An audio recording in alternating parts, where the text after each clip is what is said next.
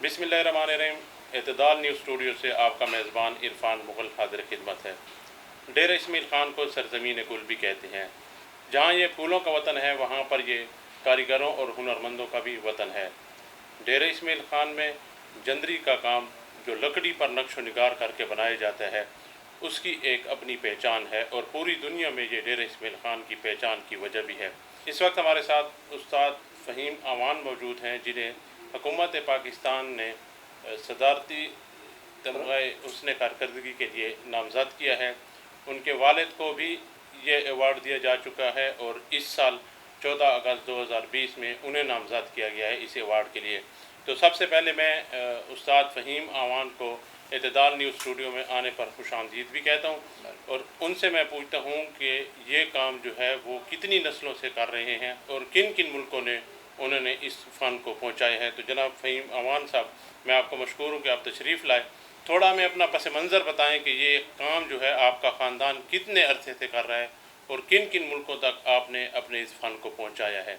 जी, ये काम मेरा आबाई काम है। मुग़ल शाहजहां के टाइम से शुरू हुआ है।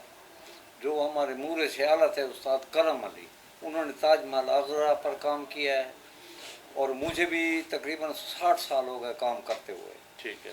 मलका बरतानिया आई थी, मलका अल्ज़ाबेथ और सन 65 के दौरे पर अयूब खान के टाइम। ठीक है, 1965 में आई थी। 1965 में वो भी हमने एवरी की चीज़ें मैंने बनाई थी और लकड़ी की भी। जी हाँ, और फिर शहनशाही ईरान, जश्न ईरान मनाया जाता था, ठीक है। तो वो सारी दुनिया से वो गिफ्टें जाती थी और हमारे पास आर्डर आता था शहनशाह रज़ा शाह पहलवी का, ठीक है। उसका काम किया। फिर बेनज़ीर के दौर में सदर मित्रा को अमन का पैगाम देना था जी हाँ, लेदर के ऊपर लिख कर, ठीक तो है। वो बक्सा मैंने तैयार किया।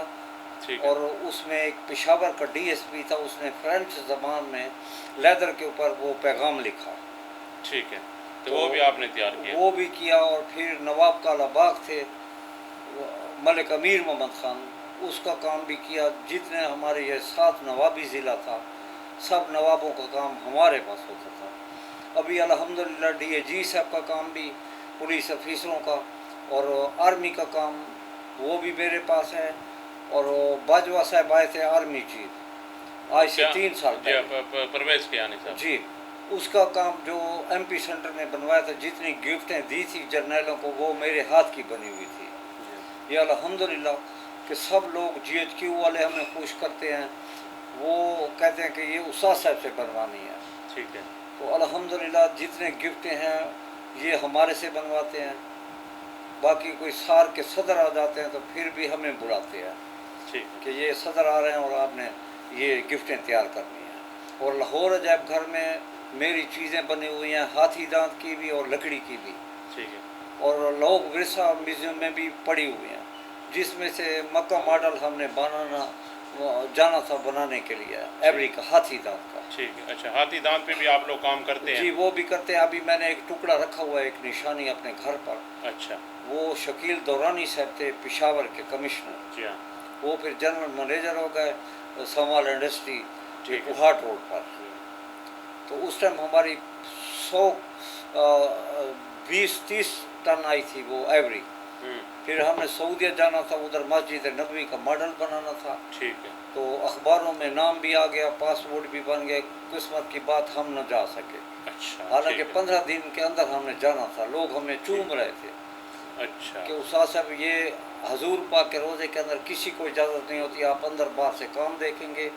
आप वो मेरे वालिद साहब ने 7 साल लिखवाए थे कि हम 7 साल में ये मॉडल तैयार करेंगे। अच्छा, मस्जिद नबी का जैसे आपने बताया उस्ताद फ़हीम साहब के आप लोगों को ये भी सआदत हासिल होने जा रही थी, लेकिन बाद नागज़ीर वजूहात की बिना पर आप मस्जिद नबी और मक्का शरीफ का मॉडल नहीं बना सके। अच्छा, इस हवाले से मैं आपसे ये पूछूंगा कि ये जो आपको इस दफ़ा हुस्न कारकर्दगी का एवार्ड दिया जा रहा है, सदारती अवार्ड, जी और ये कौमी अवार्ड है, पहले आपके वालिद को भी मिल चुका है। ये तकरीबन 40 साल पहले मेरे वालिद साहब को मिले था। ठीक है।